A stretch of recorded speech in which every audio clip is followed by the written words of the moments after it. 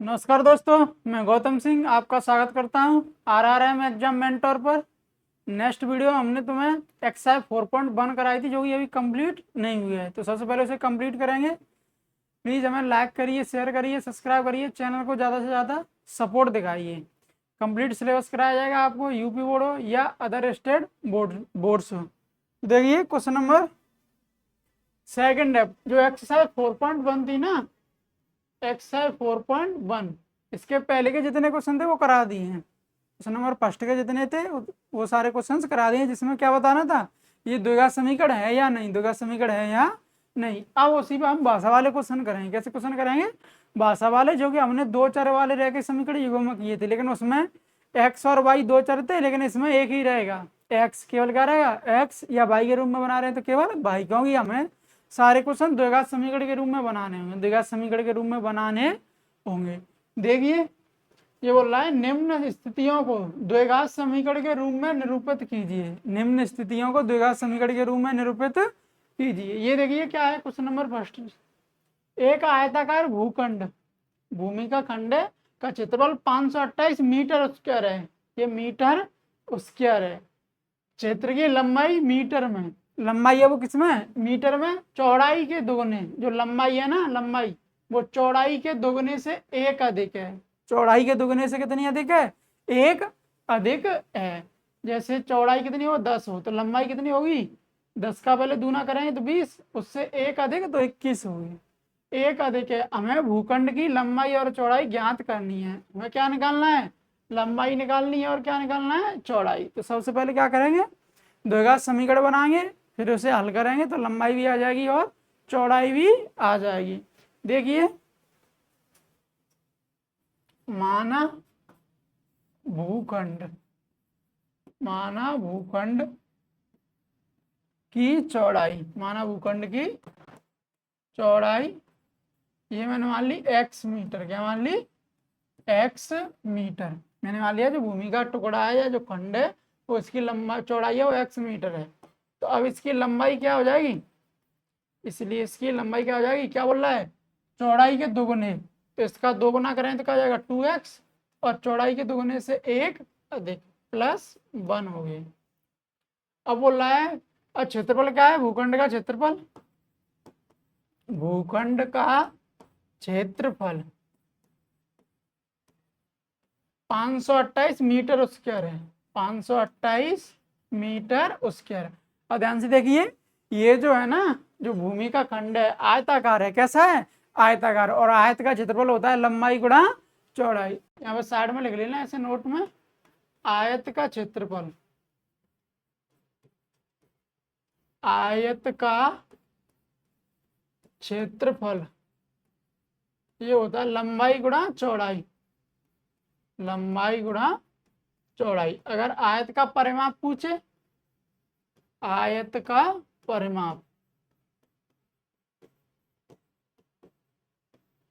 2 कोष्टक में लंबाई प्लस चौड़ाई होता है।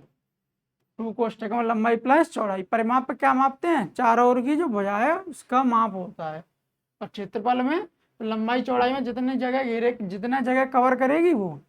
तो देखिए भूखंड का क्षेत्रफल कितना है? 528 मीटर स्क्वायर है। अब भूखंड आयताकार है तो क्या होगा? लंबाई गुणा चौड़ाई, लंबाई गुणा चौड़ाई बराबर कितना? 528 x into 2x + 1, x into 2x + 1 होगा। 2x + 1 बराबर 528। अब ये कोष्टक के बाहर होता है, उसके कोष्टक के अंदर क्या होता है? मल्टीप्लाई होता है। तो x का 2x में होगा तो क्या होगा? 2x स्क्वायर प्लस, ये प्लस है ये भी प्लस है, तो प्लस इंटू प्लस प्लस, 1 का x में करें तो x रहेगा, ये प्लस का इधर आके माइनस का, 528 बराबर 0। अब यहाँ पे देखिए एक द्विघात समीकरण बन गया, 2x² + x - 528 हो गया। कितना हो गया? -528। अब इसे द्विघात समीकरण को सॉल्व कर लेंगे। द्विघात समीकरण को क्या कर लेंगे? सॉल्व कर लेंगे। ये देखिए 2x² + x - 528 है ना, इस 2 का और 528 का क्या होगा? मल्टीप्लाई। तो कितना हो जाएगा? 1056। 1056 के हमें करने पड़ेंगे गुणनखंड। 1056 के क्या करने पड़े, गुणनखंड। यहाँ पर चिन्ह क्या है, माइनस, इसका अर्थ क्या है, घटा के लाना होगा x। क्या लाना होगा, x। x का मतलब 1 लाना होगा। तो गुणनखंड करो, पहले 2 से दे लो, ये कितना हो जाएगा 528, ये 2 से 64, ये 2 से 1 से 32, ये 2 से 66, ये 2 से 33, ये 3 से 11 बार, और ये 11 से 1 बार। अब देखिए यहाँ पर कितना हो गया 33, 11 दिया 33, और ये कितना हो जाएगा 32, 4 8 16 32। तो ये अगर 33 में से 32 जाएंगे तो कितना बचेगा, 1। कितना बचेगा, 1 बचेगा ना। अगर 33x माइनस 32x करेंगे, 33 में से 32 का 1, तो केवल x रहेगा। क्या रहेगा, x रहेगा। क्या रहेगा, x। तो इसके गुणनखंड क्या आ जाएंगे, 33 और 32। तो देखिए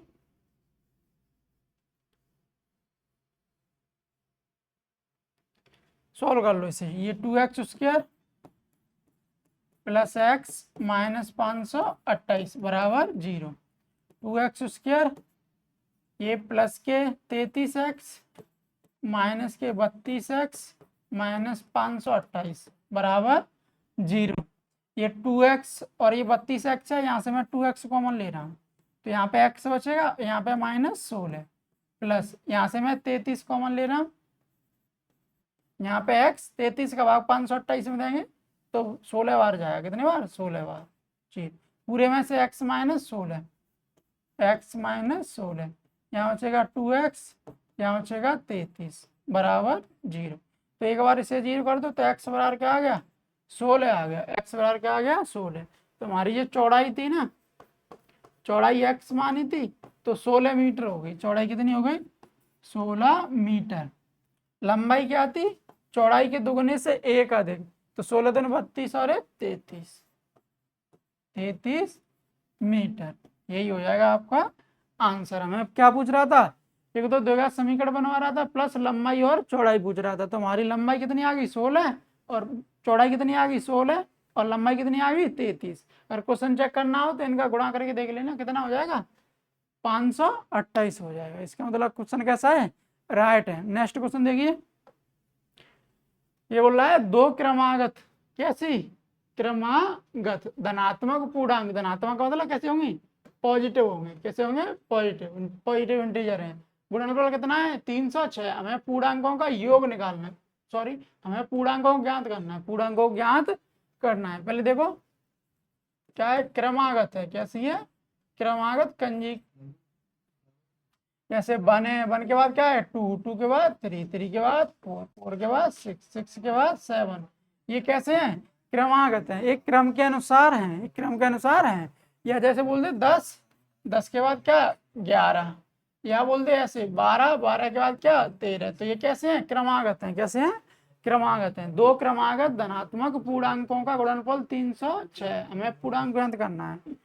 तो दो क्रमागत धनात्मक पूर्णांक माना, तो पहले मान लेंगे, माना दो क्रमागत धनात्मक पूर्णांक, धनात्मक पूर्णांक, एक x दूसरा x प्लस 1। कैसे हो गए, क्रमागत हो गए। अंतर कितने का है, 1 का है। यहाँ पे देखो अंतर सब में कितने का है, 1 1 का अंतर है। कितने का, 1 1 का अंतर है। कितने का अंतर है, 1 का। कितने का अंतर, क्रमागत है। कैसे है, क्रमागत है। एक मैंने x मान लिया, दूसरा x प्लस 1। अब इनका क्या बोल रहा है, गुणनफल। क्या बोल रहा है, गुणनफल। तो इनका गुणा कर लो, x कोष्टक में x प्लस 1, ये कितना है गुणा 306, उसके बराबर कर दो। अब कोष्टक के बाहर उसका कोष्टक के अंदर गुणा होगा, x का x में करें तो क्या होगा, x स्क्वायर, ये प्लस और ये भी प्लस, x का 1 में करें तो x, ये प्लस का इधर आगे माइनस का, 306 बराबर 0 हो गया। अब इनके क्या कर लो, गुणनखंड कर लो। क्या कर लो, गुणनखंड। x स्क्वायर लिखा है ना, एक्स स्क्वायर, इसका मतलब क्या होगा 1 into x square. X square में कितने का गुणा हुआ, 1 का। यहाँ पे कितना है 306, 1 इंटू 306 करेंगे तो कितना होगा 306 ही रहेगा। तो 306 के हमें ऐसे गुणनखंड करने हैं। यहाँ पे देखो ये चिन्ह किसका है, माइनस का। इसका अर्थ क्या है, घटा के लाना है। कितना, x। यहाँ पे देखो 306, 2 से अगर करेंगे तो कितना 153, 3 से करेंगे 51, 3 से 17, और 17 से 1 हो गया। ये कितना हो जाएगा, ये कितना होगा 18, 3 3 9 9 18, 18 और 17, 18 में से अगर 17 घटाए तो ये क्या है, x लाना है, तो 18x माइनस 17x, तो क्या आ जाएगा, x ही रह जाएगा, क्या रह जाएगा, x। तो ये देखिए x² plus 18x minus 17x minus 306 बराबर 0। x यहाँ से कॉमन ले लिया तो यहाँ पे x बचेगा, यहाँ पे 18 बचेगा, यहाँ से माइनस 17 कॉमन ले लो तो यहाँ पे x बचेगा और यहाँ पे 18 बचेगा बराबर 0। पूरे में से ये कॉमन ले लो, x प्लस 18, x प्लस 18। अब यहाँ पे क्या बचेगा, x, यहाँ बचेगा माइनस 17 बराबर 0। इसे अगर 0 करेंगे तो x बराबर क्या आ जाएगा, माइनस के 18। तो x का 18 ले लेना है, कैसा बोल रहा है, धनात्मक, कैसा बोल रहा है, धनात्मक, तो माइनस वाला नहीं चलेगा। एक बार इसे करो, x माइनस 17 बराबर 0, x बराबर 17, इसका मतलब ये सही होगा। तो 2 क्रमांक धनात्मक पूर्णांक, इसलिए 2 क्रमागत धनात्मक पूर्णांक, धनात्मक पूर्णांक, 2 क्रमागत धनात्मक पूर्णांक, ये क्या हो जाएंगे, ये देखिए x कितना है 17, 17 प्लस 1 18, तो 17 और 18 हो जाएंगे, कितने हो जाएंगे, 17 और 18, यही हमें निकालने थे। अगर चेक करना हो तो कैसे, गुणा कर लेना इन दोनों का, 17 और 18 गुणा कर लेना, तो वो कितना हो जाएगा 306। इसका अर्थ क्या है, राइट है, जो हमने क्वेश्चन सोल्व किया है वो राइट है। नेक्स्ट क्वेश्चन देखिए क्या बोल रहा है, रोहन की माँ उससे 26 वर्ष बड़ी है, रोहन की माँ है वो उससे कितनी बड़ी है, 26 वर्ष बड़ी है, उनकी आयु वर्षों में दिए, आयु का गुणनफल अब से 3 वर्ष पश्चात, जो अभी का टाइम चल रहा है उससे 3 वर्ष पश्चात, जैसे रोहन अभी 20 वर्ष का है तो 3 वर्ष पश्चात कितने का होगा, 23 का, और रोहन की माँ अगर कितने की है, 40 की है, तो वो कितनी की हो जाएगी, 43 की। पश्चात बोल रहा है तो बढ़ेगा, अगर पूर्व बोलता तो घटता। अब उसे 3 वर्ष पश्चात 360 हो जाएगी, 360 हो जाएगी। हमें रोहन की वर्तमान आयु ज्ञात करनी है, रोहन की कैसी आयु निकालनी है, वर्तमान, अर्थात अभी रोहन कितने वर्ष का है वो निकालना है। तो नहीं पता है तो x मान लो, माना रोहन की वर्तमान आयु, माना रोहन की वर्तमान आयु, वर्तमान आयु, रोहन की वर्तमान आयु ये क्या है, x वर्ष मान ली, क्या मान ली, x वर्ष, माना रोहन की वर्तमान आयु x वर्ष। अब क्या बोल रहा है, उनकी माँ की आयु उससे 26 वर्ष बड़ी है, तो माँ की आयु, माँ की मतलब रोहन की माँ की आयु 26 वर्ष अधिक है ना, तो क्या जाएगा x प्लस 26 वर्ष, x प्लस 26 वर्ष। अब बोला है अब से 3 वर्ष पश्चात उनकी जो आयु का गुणनफल है वो कितना हो रहा है 306, और क्या बोल रहा है 3 वर्ष पश्चात, तो 3 वर्ष पश्चात कराएंगे प्रश्न के अनुसार, प्रश्नानुसार जो क्वेश्चन में दिया है वो।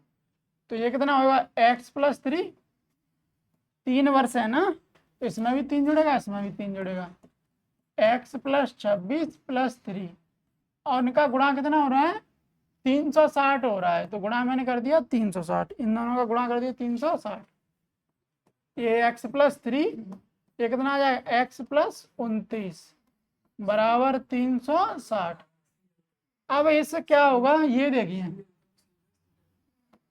इस x का इस पूरे में पहले मल्टीप्लाई होगा, x प्लस 29 प्लस, अब इस 3 का इस पूरे में होगा, ये 3x प्लस 29 बराबर 360, x का x में x square plus 29x plus 3x plus ये 9 दिया 27, 3 दूनी 6 7 8 87, 360 हो गया, x square plus 32x plus 87 minus 360 बराबर 0 हो गया, बराबर क्या हो गया 0। अब देखिए x square plus 32x minus, यहाँ पे 360 में से 87 जाएंगे, 10 में से अगर 7 गए तो 3 बचेगा, कितना बचेगा 3, यहाँ पे 15 में से 8 गए तो 7, यहाँ पे 2 इक्वल 0 आ गया। कितना आ गया? 0। अब देखिए 2 से 73 के ऐसे गुणनखंड करने हैं, घटा के कितना आ जाए? 32 आ जाए। तो यहाँ पे 2 से 73 लिखो, गुणनखंड कर लो। 3 से ये 91, ये कितने से कटेगा? 7 से। 7 से कितनी बार? 13 बार। 13 से एक बार हमें लाना 13 3 39, 39 में से 7 घटाएंगे तो कितना आ जाएगा? 32। तो 39 माइनस के 7 तो कितना आ जाएगा? 32। तो देखिए 39 माइनस 7 होगा, कितना होगा? 39 माइनस 7। यहाँ पे देखिए x square plus 39x minus 7x minus 273 बराबर 0। यहाँ से x कॉमन लो, x प्लस 39, यहाँ पे माइनस 7 कॉमन लो, x प्लस 39 इक्वल 0। पूरे में से कॉमन लो x प्लस 39, यहाँ पे x बचेगा, यहाँ पे माइनस 7 बचेगा बराबर 0। एक बार दे इसे देखो, इन दोनों का गुणा 0 है तो या तो ये 0 होगा या ये। x प्लस 39 बराबर 0, x बराबर कितना? माइनस 39। ये क्या है? गलत है। कैसा है? गलत है, क्योंकि किसी की भी उम्र समय के साथ बढ़ती है, किसी की उम्र समय के साथ घटती नहीं है। तो कभी भी उम्र होगी वो ऋणात्मक नहीं होगी, उम्र कभी भी माइनस की नहीं होती है। अगला देखिए, यदि x माइनस 7 बराबर 0 तो x बराबर 7। ये किसकी आ गई? वर्तमान आयु रोहन की। इसलिए रोहन की वर्तमान आयु, रोहन की वर्तमान आयु, वर्तमान आयु ये क्या आ गई? 7 वर्ष आ गई। क्या आ गई? 7 वर्ष। रोहन की वर्तमान आयु प्यारे बच्चों कितनी आ गई? 7 वर्ष आ गई। कितनी आ गई? 7 वर्ष। तो ऐसा कोई क्वेश्चन आएगा तो इजीली सॉल्व कर सकते हैं। फिर भी अगर कोई डाउट आए तो हमें कमेंट करके जरूर बताना। आगे देखिए, ये देखिए रेलगाड़ी क्वेश्चन है, रेलगाड़ी वाला, जो कि चाल, ये चाल, दूरी, समय इस पर आधारित तो होता है। पहले कुछ मैं तुम्हें सूत्र लिखा देता हूं। जैसे चाल बराबर होता है, चाल बराबर होता है दूरी बट्टे समय, दूरी बट्टे समय होता है। चाल बराबर क्या था? दूरी बट्टे समय। अगर यहाँ से दूरी निकाले, दूरी बराबर होता है चाल गुणा समय, चाल गुणा समय। और यहाँ से समय निकाले, क्या निकाले? समय। तो वो होता है दूरी बट्टे चाल, दूरी बट्टे चाल होता है। दूरी बट्टे क्या होता है? चाल। तो ये सूत्र हमें आनी चाहिए। अगर हमें चाल दूरी वाले क्वेश्चंस कर रहे हैं तो ये सूत्र हमें आने ही चाहिए। ये देखिए चाल बराबर क्या है? अरे बात है नहीं, चाल बराबर क्या है? दूरी बट्टे समय। दूरी क्या है? चाल गुणा समय। समय क्या है? दूरी बट्टे चाल है। समय क्या है? दूरी बट्टे चाल। देखिए क्या बोल रहा है, एक रेलगाड़ी 480 किलोमीटर की दूरी समान चाल से तय करती है। इसकी चाल देखो, कोई ये दूरी है, जैसे मैंने मान लिया कि रेलगाड़ी है वो ए से बी तक जा रही है। कहाँ तक जा रही है? ए से बी तक। ये दूरी है वो 480 किलोमीटर है, 480 किलोमीटर है। आगे देखिए, इसकी चाल 8 किलोमीटर प्रति घंटा कम होती तो वह उसी दूरी को तय करने में 3 घंटे अधिक लेती। हमें रेलगाड़ी की चाल ज्ञात कीजिए। अगर कोई कम स्पीड में जा रहा है तो समय ज़्यादा लेगा, और ज़्यादा स्पीड में जा रहा है तो समय कम लेगा। जाहिर सी बात है, जैसे बाइक से जा रहे हैं, अगर 100 की स्पीड में चला रहे हैं तो जल्दी पहुंच जाओगे, अगर 20 की स्पीड में चला रहे हो तो लेट पहुंचोगे। तो देखिए क्या बोल रहा है, माना रेलगाड़ी की चाल, हमें रेलगाड़ी की चाल ज्ञात करनी है। माना रेलगाड़ी की चाल, रेलगाड़ी की चाल ये मैंने मान ली x किलोमीटर प्रति घंटा। इसका मतलब 1 घंटे में कितनी जा रही है? x किलोमीटर जा रही है। अब समय, समय ये मैंने मान लिया t1 है। क्या है? t1। समय बराबर क्या था? दूरी बट्टे चाल होता है। समय बराबर दूरी बट्टे चाल। दूरी क्या है? वही 480, चाल क्या है? x। इतने घंटे हो गए, इतने क्या हो गया? घंटे। अब देखिए क्या बोल रहा है, इसकी चाल 8 किलोमीटर प्रति घंटा कम कर रहा है। जैसे माने चलो पहले 20 की स्पीड हो और उसमें से 8 कम कर दे तो कितनी की रह जाएगी, 12 की। तो x है तो उसमें से 8 कम करें तो x माइनस 8 हो जाएगा, x माइनस 8। अब देखिए नई चाल, नई चाल ये हो जाएगा x माइनस 8 किलोमीटर प्रति घंटा हो जाएगा। नई चाल क्या हो जाएगा, x माइनस 8 किलोमीटर प्रति घंटा। तो नया समय, नया समय ये मैंने मान लिया t2। समय भाई दूरी बट्टे चाल, दूरी कितनी है 480 और चाल क्या है x माइनस 8 घंटे। अब बोल रहा है पहले से समय है वो कितने अधिक है, 3 घंटे अधिक है, 3 घंटे अधिक लेती है। तो इसका मतलब समय का अंतर कितना है, 3 का है। कितने का है, जैसे पहले 3 ले रही हो तो फिर बाद में स्पीड कम कर दी तो 6 घंटे, या पहले 6 ले रही हो तो फिर कितने ले रही है, 9 घंटे ले रही है। कितनी ले रही है, 9 घंटे। तो जो समय का अंतर होगा वो कितने का, 3 का। तो T1, ये देखो T2 अधिक है क्योंकि यहाँ पे देखो हर कम है तो ये अंश बढ़ जाएगा, और यहाँ पे हर अधिक है तो अंश घट जाएगा। तो T2 अधिक होगा, T2 माइनस T1 बराबर 3 घंटे। कितना, 3 घंटे। अब मान रख दो, क्या रख दो, मान। ये 480 अपॉन x माइनस 8 माइनस 480 बट्टे एक्स बराबर 3 हो गया। बराबर कितना हो गया, 3। अब देखिए कितना था, 480 बट्टे एक्स माइनस 8 माइनस 480 बट्टे एक्स बराबर कितना, 3। यहाँ से मैं क्या कर रहा हूँ, ऊपर से का मतलब अंश अंश से 480 कॉमन ले रहा हूँ। तो यहाँ पे 1 बचेगा, यहाँ पे x माइनस 8 बचेगा, माइनस यहाँ पे 1 बचेगा, यहाँ पे x बचेगा, बराबर 3। बराबर कितना है, 3 आ रहा है। कितना आ रहा है, 3 आ रहा है। अब देखो ये 480, इनका एलसीएम ले लेंगे, x माइनस 8, ये x माइनस 8 से x माइनस 8, x बचा, x का बना करें तो x माइनस, इससे ये हट गया तो यहाँ पे क्या बचा, x माइनस 8, यहाँ पे रह गया 3। 480 x, ये माइनस के अंदर गुणा कर दो, माइनस एक्स प्लस 8, एक्स का एक्स में करें एक्स स्क्वायर, एक्स का माइनस 8 में करेंगे माइनस के 8x बराबर 3। एक्स से एक्स हट गया, क्या बचा, 8 बचा ना केवल। कितना बचा, 8, x square minus 8x equal 3। अब देखिए इनका गुणा कर लो, ये 0, 8 का 8 में करेंगे 64, 3840, और ये एक्स स्क्वायर माइनस 8x, ये हो जाएगा कितना, 3 हो जाएगा। कितना हो जाएगा, 3। ध्यान से देखिए 3840 बराबर 3 into x square minus 8x, x square minus के 8x, ये इसका इधर गुणा हो गया, यहाँ पे तो 1 मानेंगे, इसका इधर, इसका इधर।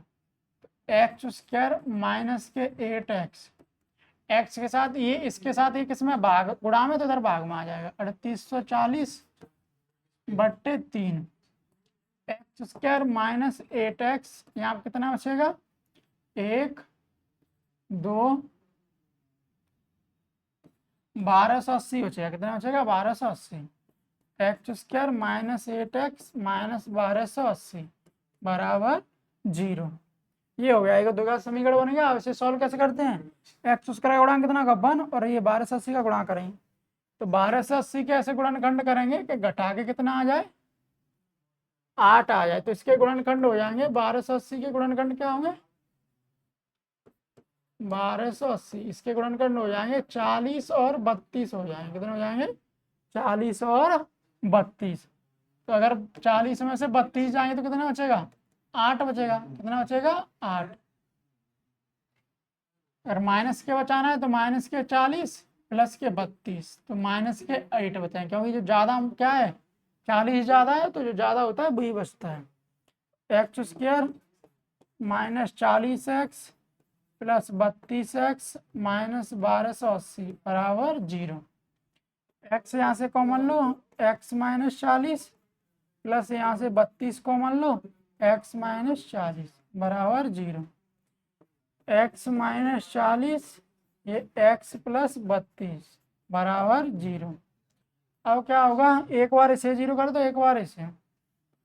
यदि x माइनस 40 बराबर 0 तो x बराबर 40। एक बार इसे 0 करेंगे। यदि x प्लस 32 बराबर 0, x बराबर माइनस 32। चाल कभी भी माइनस की नहीं होती है, चाल हमेशा पॉजिटिव होगी या 0 होगी, या तो शून्य होगी या धनात्मक होगी, चाल कभी भी नेगेटिव नहीं होती है। तो कितनी चाल आ गई, 40 आ गई। तो क्या पूछ रहा था, चाल पूछ रहा था, इसलिए रेलगाड़ी की चाल, इसलिए रेलगाड़ी की चाल, रेल गाड़ी की चाल, इसलिए रेलगाड़ी की चाल ये हो जाएगी कितनी, 40 किलोमीटर प्रति घंटा। ये हो जाएगा आपका आंसर। रेलगाड़ी की चाल कितनी हो जाएगी, 40 किलोमीटर प्रति घंटा हो जाएगी, 40 किलोमीटर प्रति घंटा, 40 किलोमीटर प्रति घंटा। तो प्यारे बच्चों, एक्सरसाइज 4.1 कंप्लीट करा दी गई है। बंद कर दी। एक्सरसाइज 4.1 कंप्लीट करा दी गई है। प्लीज़ हमें सपोर्ट करिए, चैनल को ज़्यादा से ज़्यादा लाइक करिए, शेयर करिए, सब्सक्राइब करिए, अपने रिलेटिव्स, भाई बहन, फ्रेंड्स वगैरह जो भी हैं उन्हें बताइए। आरआरएम एग्जाम मेंटर पर बेहतरीन क्लासेस चल रही हैं, यूपी बोर्ड की या अदर स्टेट्स बोर्ड की, सभी क्वेश्चंस कराए जा रहे हैं, कोई भी क्वेश्चन छोड़ा नहीं जा रहा है, जिससे पेपर कैसा भी आए आप आसानी से सॉल्व कर सकें। तो मिलते हैं नेक्स्ट वीडियो में, तब तक के लिए जय हिंद।